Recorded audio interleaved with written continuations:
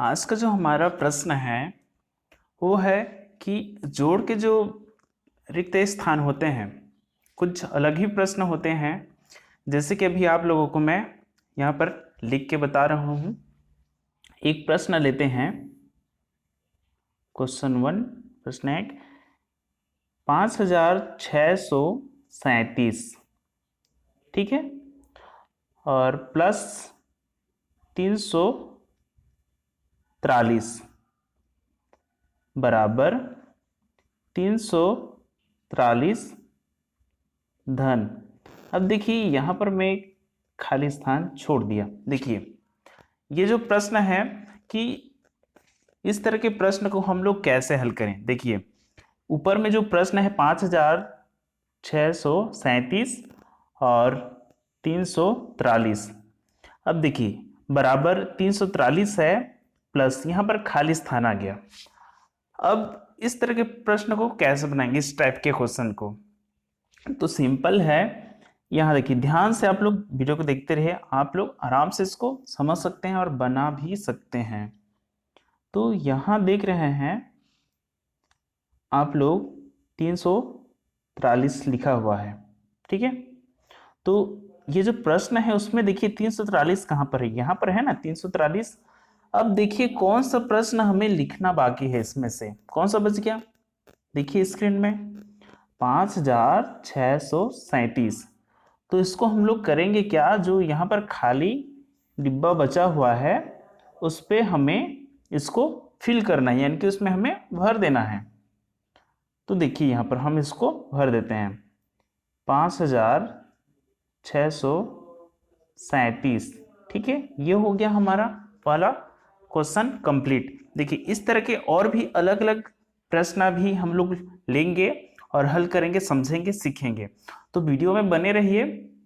और वीडियो को आगे बढ़ाने से पहले अभी तक आपने हमारे चैनल को सब्सक्राइब नहीं किया है तो नीचे रेड कलर का बटन दिखाई दे रहा है आप लोगों को, सब्सक्राइब का बटन, उसको प्रेस कीजिए और साथ ही बेल आइकन को प्रेस कीजिए ताकि हमारे हर वीडियो का नोटिफिकेशन आप तक पहुंचता रहे। चलिए आगे बढ़ते हैं क्वेश्चन नंबर 2 की ओर। देखिए क्वेश्चन नंबर 2, इसको कैसे हल करना है।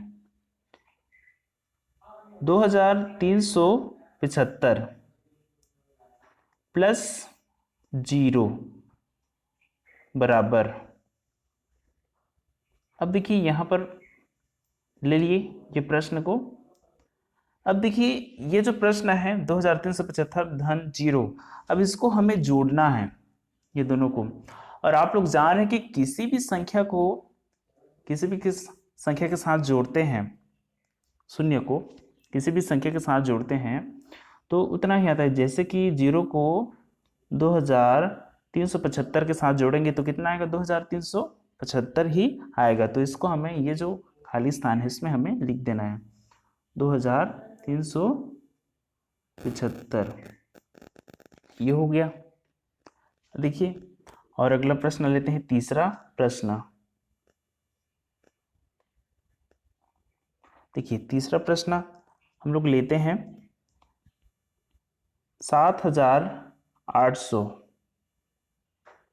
प्लस खाली स्थान बराबर 1405 प्लस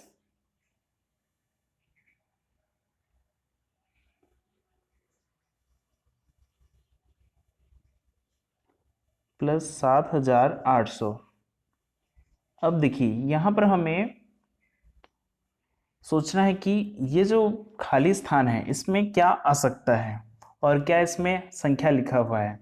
तो देखती है यहाँ पर देखिए 7800 है और यहाँ पर खाली स्थान है, और इस साइड में जो ये जो बाएं तरफ है, ठीक है। अब दाएं तरफ आगे बढ़ते हैं तो इस तरफ देखिए कहाँ पर 7800, तो यहाँ पर है 7800। तो ठीक है 7800 है, और ये जो खाली स्थान में है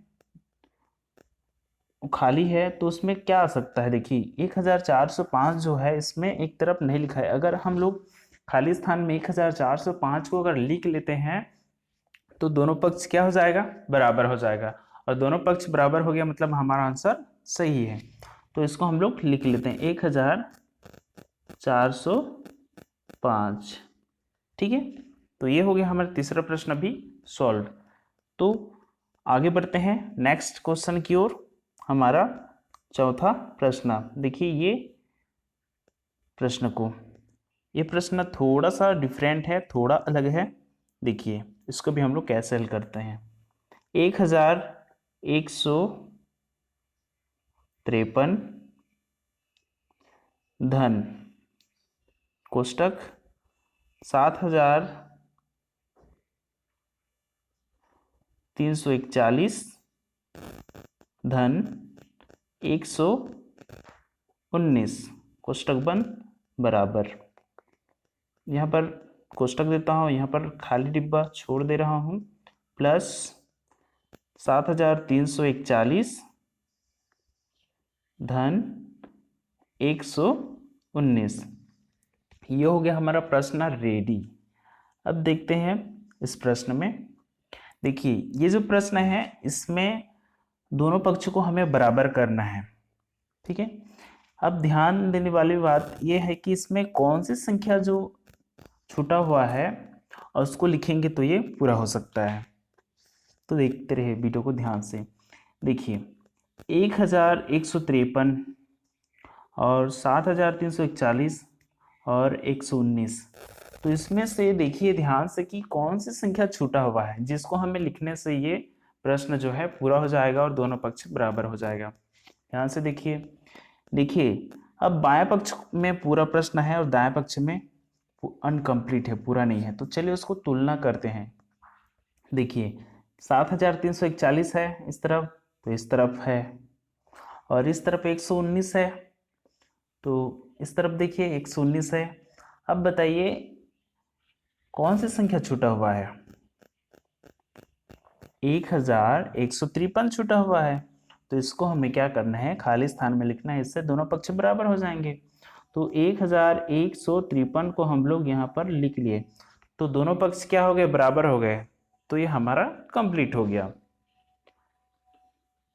अब नेक्स्ट क्वेश्चन की ओर आगे बढ़ते हैं।